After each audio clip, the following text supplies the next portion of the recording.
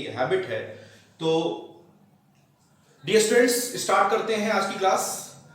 आज की class start करने से पहले मैं आपको बता दूं कि इलेक्ट्रोकेमिस्ट्री जो चैप्टर है वो आपके जो बच्चे मैथमेटिक्स ग्रुप के हैं, जो मैथ ग्रुप की पढ़ाई कर रहे हैं, उनके लिए बहुत ही इंपॉर्टेंट है। आपको दो चीजों का ध्यान देना है कि बोर्ड की पढ़ाई के लिए आईआईटी में इलेक्ट्रोकेमिस्ट्री से बहुत सारे क्वेश्चंस पूछते हैं, ठीक है। तो आज हम यहां पे सिलेबस की बात करेंगे और एक टॉपिक पढ़ेंगे, क्या इस टॉपिक में पढ़ना है, कहां से क्वेश्चन ज्यादा अराइज होते हैं, इन सब के बारे में डिस्कशन करेंगे डियर स्टूडेंट्स। तो आइए स्टार्ट करते हैं। इलेक्ट्रोकेमिस्ट्री चैप्टर को अगर हम डिवाइड करें तो इलेक्ट्रोकेमिस्ट्री चैप्टर को हम 4 पार्ट में डिवाइड कर सकते हैं। कितने पार्ट में? 4 पार्ट में डिवाइड कर सकते हैं। कौन कौन सा पार्ट? आपके चैप्टर को डिवाइड करने चल रहा हूं, फिर बाद में बताऊंगा इलेक्ट्रोकेमिस्ट्री क्या है, ठीक है। डोंट वरी, इलेक्ट्रोकेमिस्ट्री क्या है वो मैं आपको बताऊंगा, लेकिन इलेक्ट्रोकेमिस्ट्री को अगर हमको पढ़ना है तो वो 4 पार्ट में डिवाइड करना है। या फिर आप पहले पढ़ ही लो कि इलेक्ट्रोकेमिस्ट्री क्या है, लेकिन इलेक्ट्रोकेमिस्ट्री जानने से पहले हमको ये जानना जरूरी है कि है क्या। एक बार चैप्टर में ओवरव्यू देख लेते हैं, फिर स्टार्ट करते हैं। इलेक्ट्रोकेमिस्ट्री का बेसिक कॉन्सेप्ट में पढ़ाऊंगा, ठीक है। तो देखिए, इलेक्ट्रोकेमिस्ट्री चैप्टर में डियर स्टूडेंट्स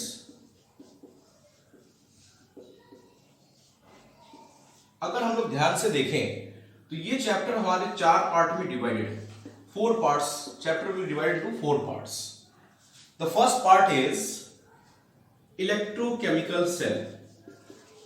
इलेक्ट्रोकेमिकल सेल पहला पार्ट जो हमारा चैप्टर जो पार्ट है वो क्या है? Electrochemical cell. दूसरा पार्ट जो डियर स्टूडेंट्स हमारे पास है वो है इलेक्ट्रोलिटिक कंडक्टेंस। इलेक्ट्रोलिटिक कंडक्टेंस क्या है? Electrolytic conductance. तीसरा पार्ट जो इस चैप्टर में है वो है इलेक्ट्रोलिसिस। इलेक्ट्रोलिसिस। और fourth part that is battery. Fourth part क्या है हमारे सिलेबस में? बैटरी। तो कुल मिलाकर के ये 4 पार्ट इस चैप्टर में हमको पढ़ने हैं। ये जो फोर्थ वाला पार्ट है, बैटरी वाला पार्ट, वो सीबीएसई ने अब की बार सिलेबस से हटा दिया। जो बैटरी वाला पार्ट है, ये फोर्थ पार्ट इस बार सिलेबस से हट गया है। नहीं तो हर साल इससे वैल्यू बेस्ड प्रॉब्लम आती थी और कुछ 1 मार्क्स के क्वेश्चंस भी अवेलेबल होते थे, पेपर में आते थे। अब की बार इसको हटा दिया है, तो बैटरी हमें नहीं पढ़ना। आप सिलेबस देखोगे तो आप सिलेबस में दिखाई देगा बैटरी हमारे सिलेबस में नहीं रहेगी।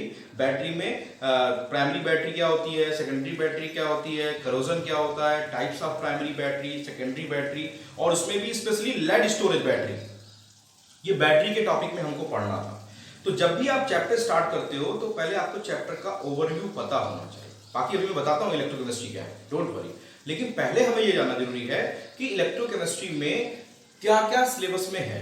तो इलेक्ट्रोकेमिस्ट्री में आपको पहला बता दिया इलेक्ट्रोकेमिकल सेल है, दूसरा इलेक्ट्रोलिटिक कंडक्टेंस है, तीसरा इलेक्ट्रोलिसिस है, और चौथा क्या है? बैटरी, ठीक है।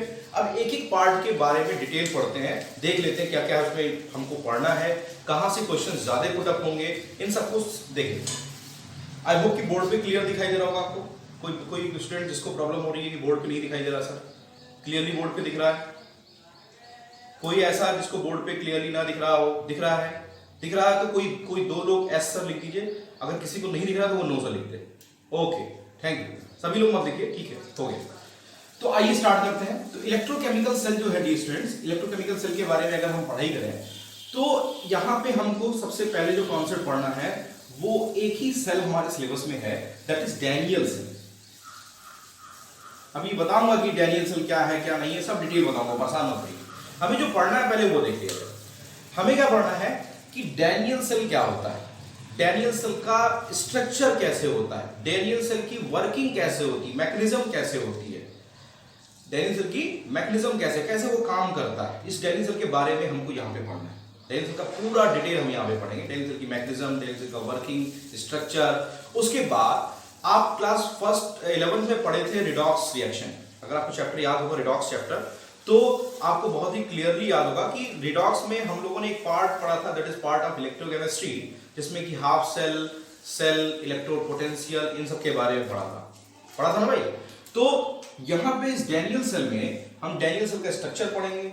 जब सेल पढ़ेंगे, सेल के बारे में पढ़ेंगे कि सेल क्या होता है, हाफ सेल क्या होता है, डैनियल सेल की मैकेनिज्म क्या है, और साथ ही साथ इस बात को ध्यान देंगे कि डैनियल सेल का स्ट्रक्चर क्या होता है, डैनियल सेल का फार्मूला क्या होता है, डैनियल सेल को रिप्रेजेंट कैसे करते हैं।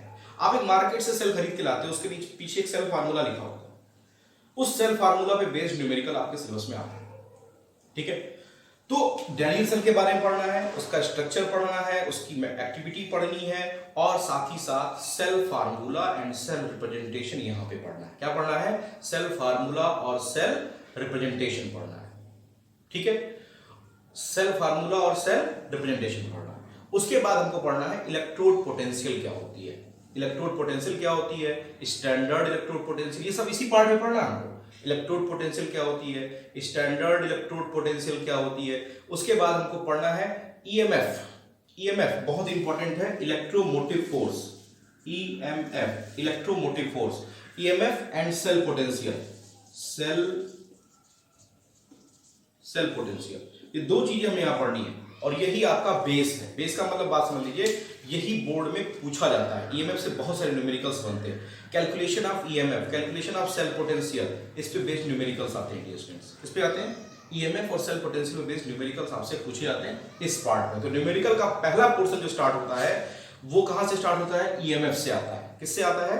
ईएमएफ या सेल पोटेंशियल से आता है। ठीक, ईएमएफ क्या होता है ये सब बताऊंगा मैं आपको वीडियो में, अभी चैप्टर का रिव्यू बता रहा हूं, पॉइंट करिए और उसको ध्यान से बस नोट करते चलिए कि कहां पे हमें ज्यादा फोकस करना है। ठीक है, तो ईएमएफ और सेल पोटेंशियल का कैलकुलेशन देखना है। अब आपके मन में आ रहा होगा सर ईएमएफ और सेल पोटेंशियल दो अलग वर्ड है क्या? तो बाद में डिस्कस करेंगे, डोंट वरी। तो ईएमएफ और सेल पोटेंशियल के बारे में आप यहां पढ़ लोगे तो यहां पे हमको देखना है कि जो हमारा सेल होता है डियर स्टूडेंट्स, उसमें सोल्यूशन होता है, सोल्यूशन का कंसंट्रेशन होगा।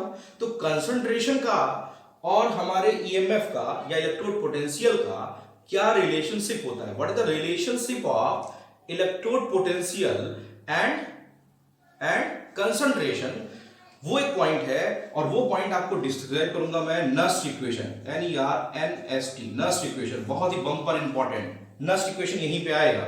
नस्ट इक्वेशन जो है it relates, correlates between concentration and EMF, EMF electrode potential of the cell और कंसंट्रेशन ऑफ सेल के बीच में रिलेशनशिप फाइंड आउट करने का काम कौन करता है? नस्ट इक्वेशन करता है, और इस पे बेस्ड आपके न्यूमेरिकल्स आते हैं। हर साल बोर्ड में 3 नंबर का क्वेश्चन एकदम डेड श्योर है, आएगा ही आएगा, और अब की बात भी नोट कर लो, आएगा, एकदम डेडली श्योर है। Can you please mute all? Yes sir, मैंने पार्टिसिपेंट्स को पहले से ही ऑलरेडी म्यूट कर रखा है। अब कोई अपने आप को अनम्यूट कर ले रहा है तो वो गलत है। रिक्वेस्ट है, कोई भी अगर अनम्यूट है तो विकास प्रताप सिंह, हाँ ठीक है।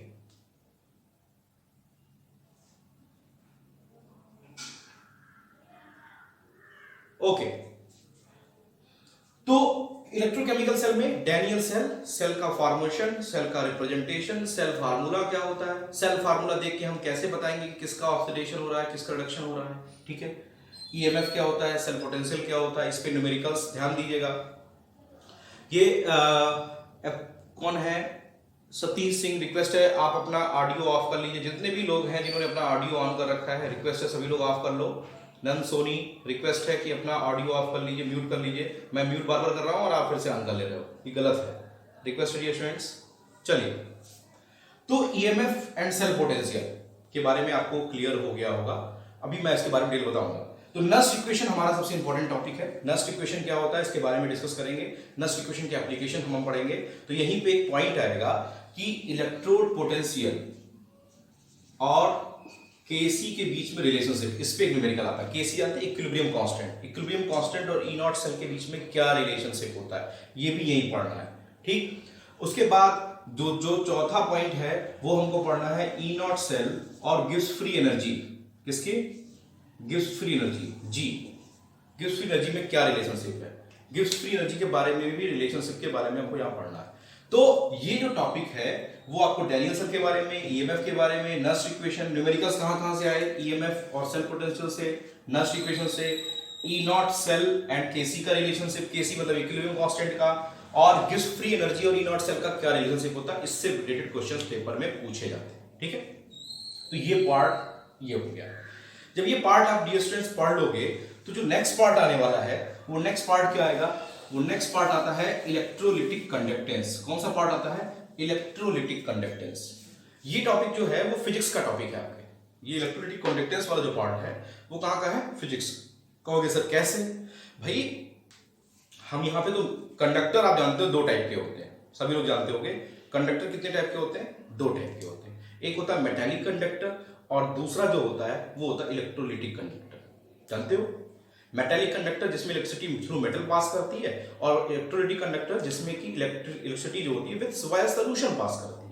तो जो सोल्यूशन मतलब इलेक्ट्रोलाइट के थ्रू पास होती है, तो इलेक्ट्रोलाइट के थ्रू जो इलेक्ट्रिसिटी पड़ती है उसके बारे में हमें यहाँ पढ़ना है। इसी इस टॉपिक को मैंने बोल दिया बाई आयंस नहीं है डियर स्टूडेंट्स, हो सकता है baby transfer of electron, ions भी हो सकता है, इलेक्ट्रॉन्स की वजह से भी हो सकता है। तो आप सिर्फ आयंस ना बोलो, आयंस एंड इलेक्ट्रॉन्स बोलो तो सही है, ठीक है। तो अब वो इलेक्ट्रोलाइटिक कंडक्टेंस टॉपिक जो हमको यहाँ पढ़ना है, उसमें जो पढ़ना है, क्या पढ़ना है, उसमें हमको पढ़ना है फिजिक्स के बेसिक कॉन्सेप्ट, जिसमें आप सबसे पहले आप पढ़े हो ओम्स लॉ, पढ़े हो, सभी लोग जानते हो ओम्स लॉ, ठीक है। ओम्स लॉ क्या होता है, रेजिस्टेंस क्या होता है, रेजिस्टिविटी क्या होती है जिसको कि स्पेसिफिक रेजिस्टेंस बोलते हैं, फिर कंडक्टिविटी क्या होती है, फिर स्पेसिफिक कंडक्टेंस क्या होता है, ध्यान देते जाइएगा। ओम्स लॉ पढ़ना है, रेजिस्टेंस पढ़ना है, उसके बाद क्या पढ़ना है, उसके बाद क्या पढ़ना है, स्पेसिफिक कंडक्टेंस पढ़ना है, कंडक्टेंस क्या होता है और कंडक्टिविटी क्या होती है, क्या पढ़ना है, कंडक्टिविटी पढ़नी है। तो ये सारे पे छोटे छोटे न्यूमेरिकल्स जो आपने फिजिक्स में क्लास 10th में पढ़े थे वैसे क्वेश्चंस बनते हैं, तो न्यूमेरिकल्स आ जाते हैं, ठीक है। तो उसमें बहुत परेशान होने की जरूरत नहीं। तो ohms law, resistance, resistivity, conductance, conductivity. अब कंडक्टिविटी में दो कंडक्टिविटी, एक मोलर कंडक्टिविटी और एक इक्विवेलेंट कंडक्टिविटी। दो कंडक्टिविटी आपके सिलेबस में है, एक मोलार कंडक्टिविटी और एक इक्विवेलेंट कंडक्टिविटी। दो टाइप की कंडक्टिविटी हमको इस चैप्टर में पढ़नी है, ध्यान रखिएगा कंडक्टिविटी के बारे में। तो ये जब आप पढ़ लोगे, बाकी आप इलेक्ट्रोलाइट के बारे में पढ़ोगे, जानते ही हो इलेक्ट्रोलाइट क्या होता है, स्ट्रॉन्ग इलेक्ट्रोलाइट क्या होता है, वीक इलेक्ट्रोलाइट क्या होता है। जो पहले पढ़े हो उसी को थोड़ा सा रिवाइज करके ब्रॉड कर लेना है, बस इतना ही है। तो इलेक्ट्रोलाइट क्या होता है, स्ट्रॉन्ग इलेक्ट्रोलाइट क्या होता है, वीक इलेक्ट्रोलाइट क्या होता है, इनके बारे में पढ़ लेना है। और जब इनके बारे में आप पढ़ लोगे, स्ट्रॉन्ग और वीक के बारे में, और ये कंडक्टिविटी के बारे में पढ़ लोगे, तो आपको ये पता करना है कि how we can measure the electrical conductivity या electrode potential of an electrolytic cell. हम किसी सेल की इलेक्ट्रोलाइटिक सेल की जिसमें कि इलेक्ट्रिसिटी पास होती है बाय आयंस और इलेक्ट्रॉन्स, उसकी इलेक्ट्रिकल कंडक्टिविटी को कैसे मेजर करेंगे।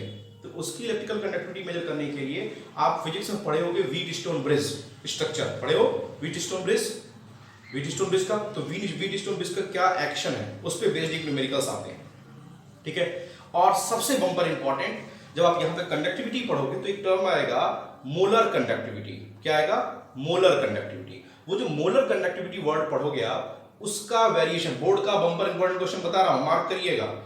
वेरिएशन ऑफ मोलर कंडक्टिविटी, क्या क्या पढ़ना है, मोलर कंडक्टिविटी। दो टाइप की कंडक्टिविटी होती है, एक मोलर कंडक्टिविटी, एक इक्विवेलेंट कंडक्टिविटी। आपके सिलेबस में मोलर कंडक्टिविटी है। मोलर कंडक्टिविटी का वेरिएशन कंसंट्रेशन के साथ कैसे होता है, अगर कंसंट्रेशन बढ़ाएंगे तो क्या होगा, कंसंट्रेशन घटाएंगे तो क्या होगा। Variation of conductive molar conductivity with concentration and conductivity also, ठीक है। तो कंडक्टिविटी का, कंडक्टेंस का, मोलर कंडक्टिविटी का कंसंट्रेशन के साथ क्या वेरिएशन होता है। जब यहां पे आप पढ़ना स्टार्ट करोगे तो यहां पे दो नए फॉर्मूले आएंगे।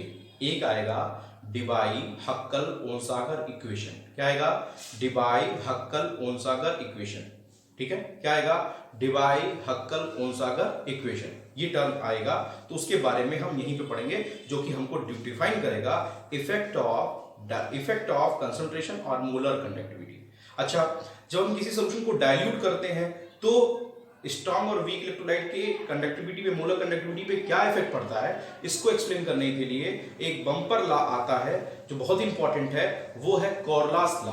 क्या है, कौन सा लॉ है, उसका नाम है KOHL राउस, RAUSCH। कॉरलास लॉ बहुत इंपॉर्टेंट है, इस चैप्टर का पहला लॉ। जैसे उसमें पढ़े थे ना राउल्स लॉ, हेनरी लॉ, वैसे इसमें सबसे पहला लॉ जो है वो कॉरलास लॉ है। कौन सा लॉ है, कॉरलास लॉ। कॉरलास लॉ डाइल्यूशन बताता है कि डाइल्यूशन का क्या इफेक्ट पड़ता है इलेक्ट्रिकल कंडक्टिविटी पर, वो भी किसके, मोलर कंडक्टिविटी पर। ठीक, वेरिएशन, लिमिटिंग मोलर कंडक्टिविटी की बात आएगी तो वहां पढ़ेंगे हम। लेकिन कोर लॉस लॉ बहुत ही इंपॉर्टेंट है, क्योंकि अब की बार बैटरी टॉपिक हटाया है। आपकी बार बोर्ड में 2020 का पेपर, आप 2019 लास्ट का जो भी पेपर हुआ है उसमें ये क्वेश्चन आया था, इससे 3 नंबर का क्वेश्चन आया था, बहुत ही सिंपल सा न्यूमेरिकल। कोर लॉस लॉ बहुत इंपॉर्टेंट है। कोर लॉस लॉ क्या होता है, इसका एप्लीकेशन क्या होता है, वो हम कहाँ पढ़ेंगे, इस टॉपिक पे पढ़ेंगे। तो इलेक्ट्रोलाइटिक कंडक्टेंस में हम बेसिक टर्मिनोलॉजीज पढ़ेंगे, Ohm's law, resistance, resistivity, conductivity, conductance, इन सब के बारे में पढ़ेंगे। और measurement of electrical conductivity, measurement of electrical conductivity of a given electrolytic solution. एक इलेक्ट्रोलाइटिक सॉल्यूशन की अगर आपको दे दिया जाए तो उसकी इलेक्ट्रिकल कंडक्टिविटी को कैसे मेजर करेंगे, इलेक्ट्रोड पोटेंशियल कैसे निकालोगे, इसके बारे में ऑब्जर्व करने के लिए हमको एक इक्वेशन मिलेगा, जिसके बारे में जो कि व्हीटस्टोन ब्रिज की हेल्प से निकालेंगे, वो बहुत इंपॉर्टेंट है और उससे क्वेश्चन आते हैं। जब आप वहां पे व्हीटस्टोन ब्रिज का टॉपिक पढ़ोगे तो एक टॉपिक आएगा सेल कांस्टेंट। जो मैं पॉइंट मार्क कर रहा हूं उसको जरूर ध्यान दीजिएगा। सेल कांस्टेंट बहुत इंपॉर्टेंट है। देखिए चैप्टर तो बहुत सारे इंपॉर्टेंट होते हैं, लेकिन क्या ज्यादा फोकस करना है जिससे क्वेश्चन आते हैं। जब आप प्रीवियस ईयर पेपर देखोगे ना, तो मेरे द्वारा बोले गए वर्ड्स को ध्यान देना, अपने आप आपको लाइन से क्वेश्चन मिलेंगे। सेल कांस्टेंट क्या होता है, सेल कांस्टेंट से क्वेश्चन बहुत सारे पुट होते हैं, ठीक है। तो इस चैप्टर में, इस इलेक्ट्रोलाइटिक कंडक्टेंस में कोर लॉस लॉ सबसे इंपॉर्टेंट है, जो सबसे बम्पर इंपॉर्टेंट होने वाला है। बाकी टॉपिक आप फिजिक्स में पढ़े हो, मैं आपको एक बार सही थोड़ी पढ़ा दूंगा। यहाँ 2 टॉपिक पे हमको ध्यान देना है इस टॉपिक में। एक तो measurement with the help of Wheatstone bridge. एक वायर दे दिया जाता है, उसका रेजिस्टेंस निकाल लेते हो, और रेजिस्टेंस निकाल लोगे तो कंडक्टेंस और रेजिस्टेंस एक दूसरे के रेसिप्रोकल होते हैं, आप जानते हो। लेकिन यहाँ वायर नहीं है, यहाँ पे इलेक्ट्रोलाइटिक सॉल्यूशन है। तो इलेक्ट्रोलाइटिक सॉल्यूशन का इलेक्ट्रिकल कंडक्टिविटी पता करने के लिए हमको कंडक्टिविटी सेल लेने पड़ते हैं। तो सेल होता है, तो सेल में एक सेल कांस्टेंट टॉपिक आता है, तो वहां हम पढ़ेंगे, ठीक है। तो हम मेजरमेंट कैसे करते हैं, वो एक टॉपिक बहुत इंपॉर्टेंट है। वहां पे एक सेल कांस्टेंट टॉपिक है, बहुत इंपॉर्टेंट है। 1 नंबर का गारंटी है, पूछा जाएगा बोर्ड में, नोट कर लीजिए। तो कहेंगे सर गारंटी किस बात की ले रहा हूँ, तो गारंटी इसलिए ले रहा हूँ क्योंकि आप जानता हूँ कि आप फोकस तभी करोगे जब मैं आपको इस तरह की बातें बोलूंगा। अगर जब फोकस नहीं करते, वो छोटी सी चीजें छूट जाती है, स्लिप कर जाती है, ठीक है। तो कोर लॉस लॉ क्या है, इसके बारे में पढ़ेंगे, ठीक है। कोर लॉस लॉ बहुत इंपॉर्टेंट है। कोर लॉस लॉ को लिमिटिंग मोलर कंडक्टिविटी के कॉन्सेप्ट से बहुत इंपॉर्टेंट है। तो कोर लॉस लॉ और इसका एप्लीकेशन ये बहुत इंपॉर्टेंट है। तो इस टॉपिक में क्लियर हो गया क्या पढ़ना है, आई होप कि क्लियर हो गया होगा। इस टॉपिक में इलेक्ट्रोलाइटिक कंडक्टेंस का टॉपिक क्लियर हो गया होगा। किसी को कोई डाउट्स, क्या क्या पढ़ना है, एक बार फिर से समराइज कर देता हूं। हमको इलेक्ट्रोलाइट्स पढ़ना है, electrolytes, strong electrolyte, weak electrolytes, different technology used in electrochemistry, Ohm's law से लेकर के पूरा कंडक्टिविटी तक। फिर किसी इलेक्ट्रोलाइटिक सॉल्यूशन की इलेक्ट्रिकल कंडक्टिविटी कैसे पता करते हैं वो पढ़ना है, ठीक है। और सबसे लास्ट में पढ़ना है कोर लॉस लॉ पढ़ना है। क्या पढ़ना है, कोर लॉस लॉ पढ़ना है, जिसमें कि कोर लॉस लॉ के एप्लीकेशन के बारे में पढ़ना है। इस पे न्यूमेरिकल्स आता है, तो न्यूमेरिकल ईएमएफ वहां पे आया था, नेक्स्ट इक्वेशन वहां पे आया था, और तीसरा न्यूमेरिकल का कांसेप्ट कहां गया, कोर लॉस लॉ का, इसको मार्क कर लीजिएगा। और variation of molar conductivity with dilution बहुत ही बम्पर इंपॉर्टेंट क्वेश्चन है, पूछा जाता है, लोग गलत बना के चले जाते हैं, उसको फोकस करिएगा इस क्वेश्चन को। Variation of molar conductivity with dilution या कंसंट्रेशन का क्या इफेक्ट होता है मोलर कंडक्टिविटी पे, ठीक है। चलिए नेक्स्ट टॉपिक है इलेक्ट्रोलिसिस। क्या, इलेक्ट्रोलिसिस। इलेक्ट्रोलिसिस में डियर स्टूडेंट्स हमको इलेक्ट्रोलिटिक सेल के बारे में पढ़ना है। किसके बारे में पढ़ना है, जैसे यहां पे आप इलेक्ट्रोकेमिकल सेल के बारे में पढ़े थे, वैसे यहां पे क्या पढ़ना है, इलेक्ट्रोलिसिस के बारे में पढ़ना है, इलेक्ट्रोलिटिक सेल के बारे में पढ़ना है। और साथ ही साथ प्रोडक्ट ऑफ इलेक्ट्रोलिसिस पढ़ना है। जैसे आपको याद करिए, आप क्लास 10 में पढ़े होंगे कि जब NaCl सॉल्यूशन का हम इलेक्ट्रोलिसिस करते हैं तो क्या होता है, क्वेश्चन पढ़े हो, वाटर की इलेक्ट्रोलिसिस करते हैं तो क्या होता है, पढ़े हो कि नहीं पढ़े हो, ये सब चीजें आप आसानी से पढ़ चुके हो। इलेक्ट्रोलिसिस के बारे में आप पहले पढ़े हो, यहाँ थोड़ा डिटेल पढ़ लेना है। हाँ, यहाँ पे एक लॉ है जो बहुत इंपॉर्टेंट है, that is Faraday law. Faraday law of electrolysis. Faraday law of electrolysis bumper important. Faraday law में 2 पॉइंट है, एक फर्स्ट फैराडे लॉ और एक second Faraday law. First Faraday law और सेकंड फैराडे लॉ, ये 2 इंपॉर्टेंट है, 2 numerical point है। तो इस टॉपिक से इलेक्ट्रोलिसिस क्या होती है, इलेक्ट्रोलाइटिक सेल के बारे का पूरा मैकेनिज्म पढ़ लेनी है। और साथ ही साथ तीसरा पॉइंट जो हमको पढ़ लेना है वो इलेक्ट्रोलिसिस का कॉन्सेप्ट, प्रोडक्ट ऑफ इलेक्ट्रोलिसिस पढ़ लेना है। और जो चौथा और लास्ट इंपॉर्टेंट है that is Faraday law. Faraday law के बारे में पूरा कॉन्सेप्ट क्लियर कर लेना है। फैराडे लॉ बहुत इंपॉर्टेंट होने वाला है, तो फैराडे लॉ के बारे में पूरा डिटेल पढ़ लेना है, ठीक है। फैराडे लॉ क्लियर रहेगा, Faraday law first law and second law, इनके बारे में। अब ये लास्ट टॉपिक है दैट इज बैटरी। बैटरी आपके सिलेबस में नहीं रह गई है, सिलेबस हटा दिया गया, लेकिन फिर भी जान लेते हैं। Battery is a series of cells होती है, कनेक्टिव सीरीज ऑफ सेल्स होती है। जिसको जो कि प्राइमरी बैटरी और सेकेंडरी होती है। प्राइमरी बैटरी जो होती है वो रिचार्जेबल नहीं होती है, वो एक बार आपने यूज किया और बेकार हो जाती है। एक सेकेंडरी बैटरी होती है जिसको कि स्टोरेज बैटरी कहते हैं, वो आपके घर की इन्वर्टर की बैटरी, जैसे लेड स्टोरेज बैटरी, बार बार आप उसको यूज करते रहते हो, उसको रिवाइंड कर सकते हो, यूज कर सकते हो, तो वो आपकी सेकेंडरी बैटरी का कॉन्सेप्ट है। तो सेकेंडरी बैटरी में लेड स्टोरेज बैटरी हर साल बहुत ज़्यादा पूछा जाता था।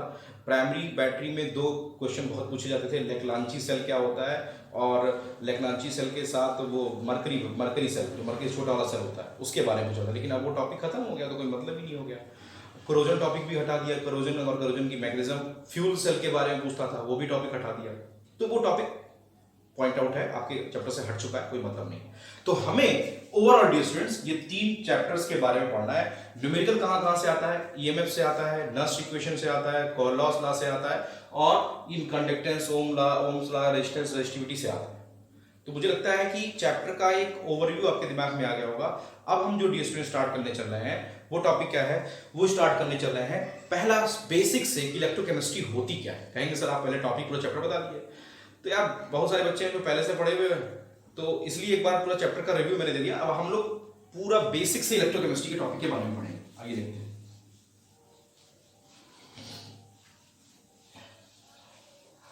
चैप्टर में कहां पे क्या क्या इंपॉर्टेंट है, आई होप कि सबको क्लियर हो गया हो। एक बार बोल दीजिए तो फिर आगे बढ़ें। चैप्टर में क्या क्या चीजें फोकस है, एक मैं कह रहा हूं 75% चैप्टर का ओवरव्यू तो क्लियर हुआ होगा। 75% क्या क्लियर हुआ है, 75% ही सही, लोगों को ओवरव्यू क्लियर हुआ होगा 75%। मैं नहीं कह रहा हूं कि 100% हुआ होगा, 75%, 50%, 55% क्लियर हुआ होगा। क्लियर हुआ, बस इतने लोग बोले। कितने लोग जुड़ चुके हैं भाई? Approx 44 students are watching here. Okay.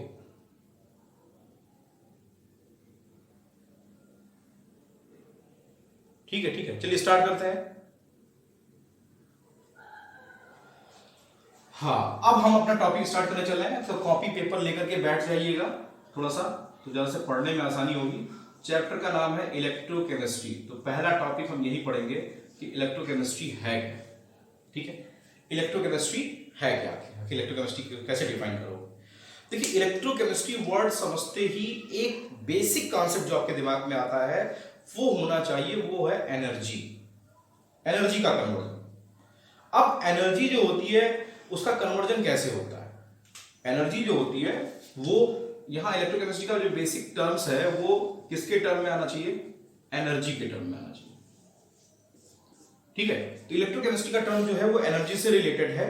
कैसे रिलेटेड है आइए देखते हैं। अब एनर्जी को या तो आप क्या कर सकते हो, energy use as a transfer, या तो उसको ट्रांसफर कर सकते हो, या फिर क्या कर सकते हो, ट्रांसफॉर्म कर सकते हो।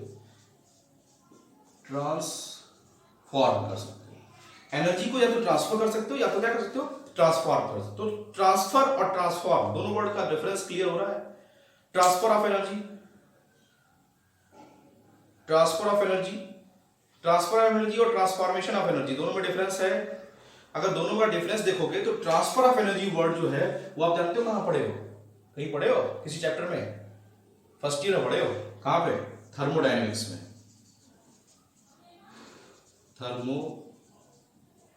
थर्मोडायनेमिक्स चैप्टर में आपने ट्रांसफर ऑफ एनर्जी पढ़ा है। अगर आपको याद होगा कि ट्रांसफर ऑफ एनर्जी जो होता है वो energy as it is form में रहेगी और उसी फॉर्म में माइग्रेट कर जाएगी। जैसे अगर कहीं मान लीजिए पोटेंशियल एनर्जी, तो वो पोटेंशियल एनर्जी के फॉर्म में रहे, लेकिन जो यहां से वहां तक ट्रांसफर हो तो पोटेंशियल एनर्जी के फॉर्म में ही ट्रांसफर हो। हीट एनर्जी है, यहां से हीट चली और वहां भी गई, तो वो हीट एनर्जी के फॉर्म में ही ट्रांसफर हो रही है, वहां एनर्जी चेंज नहीं हुई।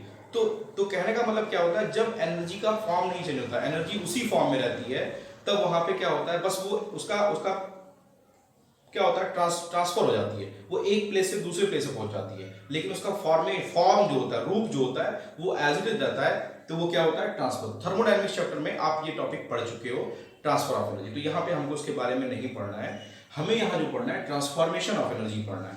तो इलेक्ट्रोकेमिस्ट्री टर्म जो है वो ट्रांसफॉर्मेशन ऑफ एनर्जी से जुड़ा हुआ है। किससे जुड़ा हुआ है, ट्रांसफॉर्मेशन ऑफ एनर्जी से जुड़ा हुआ है। अगर आप ट्रांसफॉर्मेशन ऑफ एनर्जी की बात करो तो यहाँ ट्रांसफॉर्मेशन दो टाइप की है। एक देखिए ट्रांसफॉर्मेशन क्या है, एक है केमिकल एनर्जी और एक है इलेक्ट्रिकल एनर्जी। कहोगे सारा सर इलेक्ट्रोकेमिस्ट्री में सारी एनर्जी पढ़ लेते, तो सारी एनर्जी नहीं, ये दो एनर्जी बेसिकली पढ़ेंगे हम। कौन कौन सी? केमिकल एनर्जी और इलेक्ट्रिकल एनर्जी। तो इलेक्ट्रोकेमिस्ट्री में हम दो एनर्जी का ट्रांसफॉर्मेशन पढ़ेंगे। ट्रांसफॉर्मेशन मतलब केमिकल एनर्जी, यहाँ पे केमिकल एनर्जी के, यहाँ पे एनर्जी केमिकल के फॉर्म में है और यहाँ पे एनर्जी किसके फॉर्म? इलेक्ट्रिक के फॉर्म में, करंट के फॉर्म में। तो केमिकल एनर्जी और इलेक्ट्रिकल एनर्जी का ट्रांसफॉर्मेशन जो होता है वही इलेक्ट्रोकेमिस्ट्री है।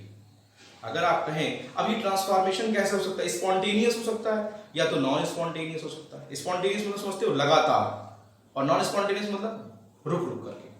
तो स्पॉन्टेनियस या फिर नॉन स्पॉन्टेनियस। तो अगर कोई पूछे कि इलेक्ट्रोकेमिस्ट्री क्या है भैया, तो आप सीधे बोलिए sir electrochemistry is a transformation of energy that is chemical energy and electrical energy either bye continuous that is either bye spontaneous process और बाय नॉन स्पॉन्टेनियस प्रोसेस। बहुत ही बेसिक सी डिफिनेशन है, रट्टा नहीं मारना है, इस बात को ध्यान रखिएगा। अगर कोई आपसे पूछता है कि भैया इलेक्ट्रोकेमिस्ट्री में इलेक्ट्रोकेमिस्ट्री वर्ड का मतलब क्या होता है, तो आप बोलोगे transformation of energy. Transfer of energy नहीं, अक्सर होता क्या है लोगों के मुंह से निकल जाता है ट्रांसफर ऑफ एनर्जी, तो ट्रांसफर नहीं, transformation. Transformation of chemical energy into electrical and vice versa either bye कैसे? आइदर बाय स्पॉन्टेनियस प्रोसेस और बाय नॉन स्पॉन्टेनियस प्रोसेस। अब आइए देखते हैं, हमको ये देखना है कि इलेक्ट्रिकल एनर्जी केमिकल एनर्जी में बदले और केमिकल एनर्जी इलेक्ट्रिकल एनर्जी में बदले। हमको यही दो डिवाइस चाहिए और उन्हीं दो डिवाइस के बारे में हमको इलेक्ट्रोकेमिस्ट्री पढ़ाती है। इलेक्ट्रोकेमिस्ट्री हमको इन्हीं दोनों एनर्जी के ट्रांसफॉर्मेशन के बारे में पढ़ाती है। तो डियर स्टूडेंट्स, अगर आप ध्यान से देखेंगे तो इलेक्ट्रिकल एनर्जी को केमिकल एनर्जी में कन्वर्ट करना और केमिकल एनर्जी को इलेक्ट्रिकल एनर्जी में कन्वर्ट करना दो चीजें हैं। तो केमिकल एनर्जी को इलेक्ट्रिकल एनर्जी में कन्वर्ट करने का काम कौन करता है? इलेक्ट्रोकेमिकल सेल करता है। जल्दी से नोट कर लीजिएगा, इलेक्ट्रोकेमिकल सेल करता है। तो केमिकल एनर्जी को इलेक्ट्रिकल एनर्जी में कन्वर्ट करने का काम कौन करता है? इलेक्ट्रोकेमिकल सेल करता है। कौन करता है? इलेक्ट्रोकेमिकल सेल करता है। और अगर आपसे कहा जाए कि इलेक्ट्रिकल एनर्जी को केमिकल एनर्जी में कन्वर्ट करने का काम कौन करता है, तो इलेक्ट्रोलिटिक सेल करता है। इलेक्ट्रोलिटिक सेल करता है। तो इलेक्ट्रोलिटिक सेल इलेक्ट्रिकल एनर्जी को केमिकल एनर्जी में और केमिकल एनर्जी को इलेक्ट्रिकल एनर्जी में कन्वर्ट करेगा इलेक्ट्रोकेमिकल सेल। मतलब इलेक्ट्रोकेमिस्ट्री हमको दो टाइप के सेल के बारे में आइडिया बताती है। पहला आइडिया है इलेक्ट्रोलिटिक सेल के कॉन्सेप्ट के रिस्पेक्ट में और दूसरा आइडिया है इलेक्ट्रोकेमिकल सेल के कॉन्सेप्ट के रिक्वेस्ट में। बात समझ में आया? तो पहला डिफिनीशन जल्दी से लिख लीजिए, कॉपी पेपर उठाइए और तुरंत लिखिए Shivam, if you have any question then please ask me. अगर इस टॉपिक से कोई आपको डाउट अराइज हो रहा है तो आप मुझसे टॉपिक पूछ सकते हैं। तो please spontaneous and continuous process. देखिए स्पॉन्टेनियस प्रोसेस, स्पॉन्टेनियस का मतलब होता है, देखिए कंटिन्यूअस वर्ड और स्पॉन्टेनियस वर्ड दोनों थोड़ा सा डिफरेंट है। बस टर्मिनोलॉजी यूज करने का फर्क है। टर्मिनोलॉजी यूज करने बेसिक मीनिंग निकल के वही आती है। स्पॉन्टेनियस का मतलब होता है कि लगातार होना प्रोसेस, और कंटिन्यूअस का मतलब नहीं होता लगातार होना। लेकिन स्पॉन्टेनियस वर्ड केमिस्ट्री में यूज करते हो जल्दी, और कंटिन्यूअस वर्ड यहाँ पे आप जनरली यूज नहीं करते हो। बस यही सब बेसिक डिफरेंस है। स्पॉन्टेनियस का मतलब होता है, जैसे आप रेडॉक्स रिएक्शन पढ़े होंगे, याद होगा रेडॉक्स रिएक्शन अगर आपको याद हो, तो जहां पे ऑक्सीडेशन और रिडक्शन स्पॉन्टेनियसली होता है। स्पॉन्टेनियस मतलब इधर ट्रांसफर ऑफ इलेक्ट्रॉन हुआ नहीं, इधर गेन ऑफ इलेक्ट्रॉन हो गया, है कि नहीं? यहां लॉस ऑफ इलेक्ट्रॉन हुआ नहीं, इधर गेन ऑफ इलेक्ट्रॉन हो गया। अगर ये प्रोसेस एक साथ हो रहे हैं, अगर प्रोसेस एक साथ होते तो वहां पे स्पॉन्टेनियस वर्ड यूज होता है, ध्यान रखिएगा। और अगर कंटिन्यूअस वर्ड की बात करें, हम सिर्फ कंटिन्यूअस वर्ड की बात करें, तो कंटिन्यूअस का मतलब लगातार होना। यहां देखिए दोनों की बेसिक मीनिंग का डिफरेंस क्लियर कर लीजिए। स्पॉन्टेनियस और कंटिन्यूअस का कंटिन्यूअस का मतलब होता है चीजें लगातार होना, वो एक अलग टर्म है। लेकिन स्पॉन्टेनियस का मतलब एक साथ होना, ये ध्यान रखिए, एक साथ होना और लगातार होना, दोनों में ये डिफरेंस है, ठीक है। स्पॉन्टेनियस एंड कंटिन्यूअस आप कहने का तब वर्ड यूज करने का मतलब दूसरा है। लेकिन अगर आप टर्मिनोलॉजीज का वर्ड यूज करोगे, एग्जैक्ट टर्मिनोलॉजी पे आओगे, तो स्पॉन्टेनियस का मतलब होता है कि transfer of electron and gain of electron in terms of electrochemistry अगर एक साथ होता है तो उसे क्या बोलते हैं? स्पॉन्टेनियस प्रोसेस कहते हैं। और अगर ट्रांसफर ऑफ इलेक्ट्रॉन और गेन ऑफ इलेक्ट्रॉन एक साथ नहीं हो रहा है, कुछ टाइम इंटरवल पे हो रहा है, तो उसे क्या बोलते हैं? नॉन स्पॉन्टेनियस रिएक्शन कहते हैं या नॉन स्पॉन्टेनियस प्रोसेस कहते हैं। क्या शिवम क्लियर है कॉन्सेप्ट? कंटिन्यूअस का मतलब लगातार होना। जनरली हम स्पॉन्टेनियस का मतलब बोल देते हैं कि लगातार होना, बस क्या इस, लेकिन अगर आपसे कहा जाए कि स्पॉन्टेनियस वर्ड की बेसिक मीनिंग क्या निकल के आती है, तो आप क्या बोलोगे? एक साथ होना। क्या होना? एक साथ होना। क्या टॉपिक क्लियर है शिवम? Any doubt? स्पॉन्टेनियस का वर्ड का मतलब क्लियर है? मैसेज टाइप करके शिवम, आवाज मेरे तक आज तक नहीं पहुंचेगी, रिक्वेस्ट है प्लीज टाइप ए मैसेज।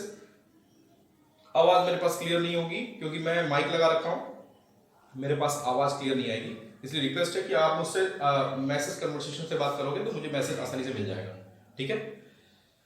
तो यस, स्पॉन्टेनियस का मतलब क्लियर हो गया डियर स्टूडेंट्स। स्पॉन्टेनियस का वर्ड का जो बेसिक मीनिंग है उसका मतलब क्लियर हो गया। स्पॉन्टेनियस वर्ड की जो बेसिक मीनिंग है, ओके ओके, ठीक है। तो आइए स्टार्ट करते हैं। तो अगर आपसे कोई पूछे इलेक्ट्रोकेमिस्ट्री क्या है, electrochemistry is a branch of chemistry, note करिए जल्दी से, electrochemistry is the branch of chemistry which deals with the electrochemistry is the branch of chemistry which deals with the transformation of chemical energy into electrical energy, and vice versa, transformation of chemical energy into electrical energy and vice versa, either by spontaneous process or by non-spontaneous process। Books में बहुत सारी definition मिलेंगी electrochemistry की। ये जो मैंने अपने, देखिए ये कहीं की डिफिनेशन नहीं है, ये मैंने अपने बेसिक डिफिनेशन निकाली है और ये डिफिनेशन एकदम राइट है, यही हमको इलेक्ट्रोकेमिस्ट्री में पढ़ना है। आप चैप्टर पढ़ोगे तो आपको लगेगा कि सर ने जो डिफिनेशन बताई थी वही हम डिटेल में पढ़ रहे हैं, ठीक है?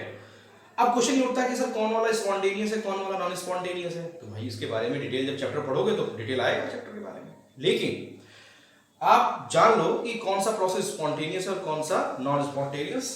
ये जो इलेक्ट्रोकेमिकल सेल है ये क्या काम करता है? Electrochemical cell is a device which converts chemical energy into electrical energy. This process is known as, ये प्रोसेस जो है एक स्पॉन्टेनियस प्रोसेस होता है, ठीक है?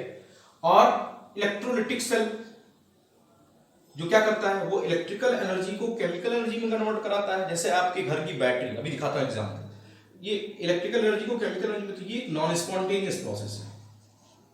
क्यों? पहले इलेक्ट्रिक एनर्जी दिए हम, वो उसने क्या, इलेक्ट्रोलाइट को ब्रेक किया, ब्रेक करा तब आयंस जनरेट हुए, तो उन्होंने इलेक्ट्रॉन निकाला। तो डायरेक्ट प्रोसेस नहीं हो रहा है, इनडायरेक्ट प्रोसेस है, तो स्पॉन्टेनियस नहीं है, क्या है? नॉन स्पॉन्टेनियस प्रोसेस है। तो नॉन स्पॉन्टेनियस।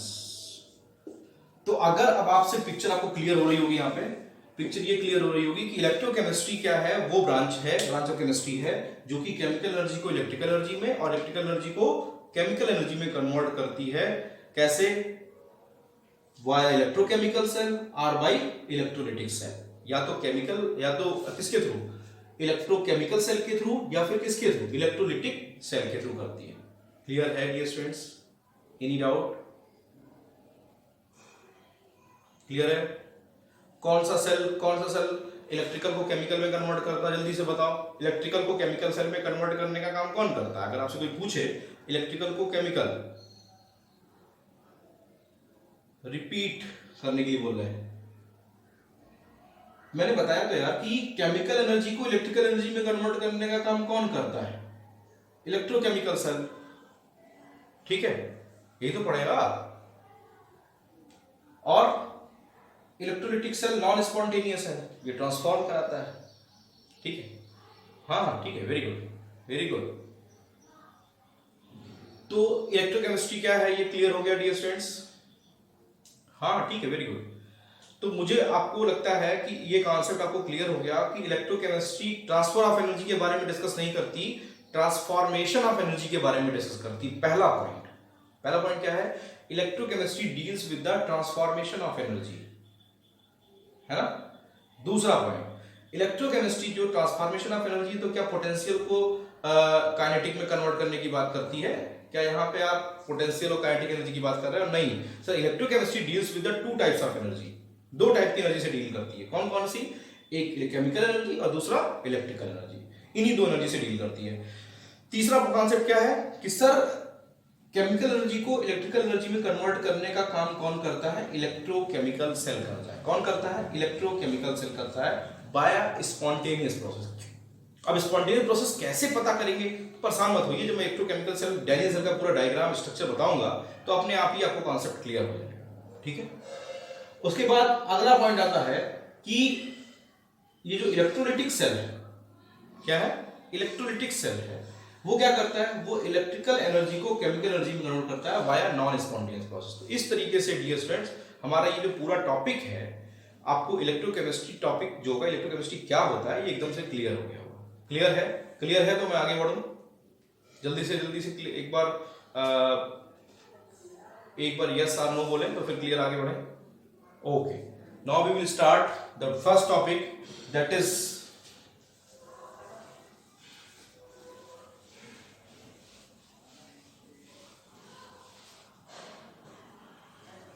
चलिए, हमारा जो पहला टॉपिक स्टार्ट होने जा रहा है वो है इलेक्ट्रोकेमिकल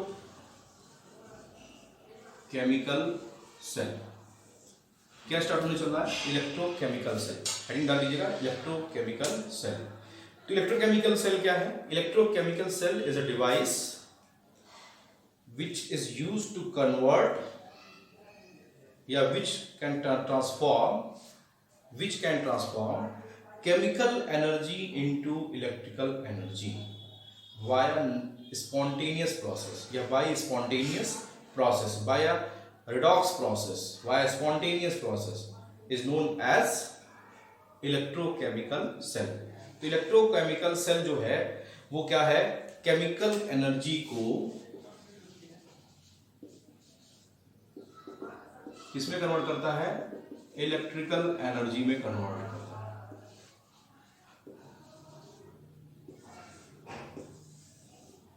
तो केमिकल एनर्जी को इलेक्ट्रिकल एनर्जी में कन्वर्ट करने का काम कौन करता है? इलेक्ट्रोकेमिकल सेल करता है। कैसे? स्पॉन्टेनियस प्रोसेस के। कैसे? स्पॉन्टेनियस प्रोसेस के थ्रू करता है। क्लियर है डियर स्टूडेंट? किसी को डाउट नहीं है ना? अब यहां पे जो हमारे सिलेबस में है voltaic cell, voltaic cell,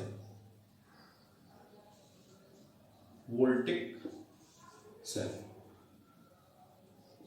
voltaic VO एक होता है वोल्टा, वोल्टिक, वोल्टिक सेल हो सकता है AIC लिखा हो। फिलहाल हमको ये वोल्टिक सेल पढ़ना है और वो वोल्टिक सेल में जो मेन इंपॉर्टेंट है दैट इज डैनियल सेल पढ़ना है। हमको यहाँ पे जो डेली डिटेल पढ़ना है डियर स्टूडेंट्स, वो क्या पढ़ना है? डैनियल सेल पढ़ना है। क्या पढ़ना है? डैनियल सेल के बारे में बेसिक आज एक नोट लीजिए।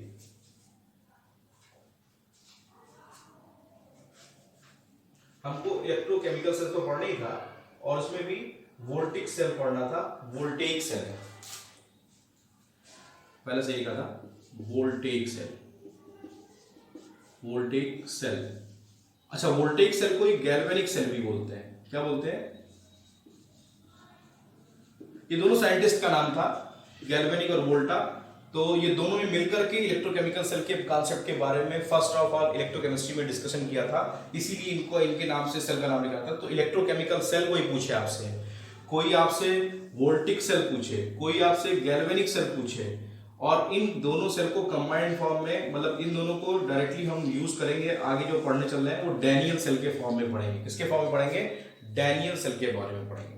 ठीक है, तो डैनियल सेल का कॉन्सेप्ट हमारा पहले टॉपिक का स्टार्ट होने जा रहा है डियर स्टूडेंट।